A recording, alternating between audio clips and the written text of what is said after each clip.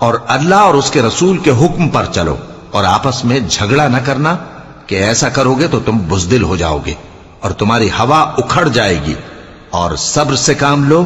کہ اللہ صبر کرنے والوں کا مددگار ہے۔ اور ان لوگوں جیسے نہ ہونا جو اتراتے ہوئے یعنی حق کا مقابلہ کرنے کے لیے اور لوگوں کو دکھانے کے لیے گھروں سے نکل آئے اور لوگوں کو اللہ کی راہ سے روکتے ہیں، اور جو اعمال یہ کرتے ہیں اللہ ان کا احاطہ کیے ہوئے ہے۔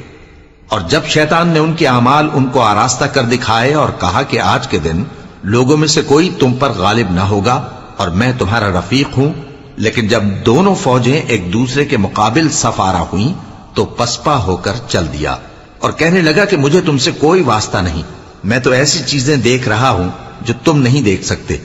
مجھے تو اللہ سے ڈر لگتا ہے اور اللہ سخت عذاب کرنے والا ہے۔ اس وقت منافق اور کافر جن کے دلوں میں بیماری تھی کہتے تھے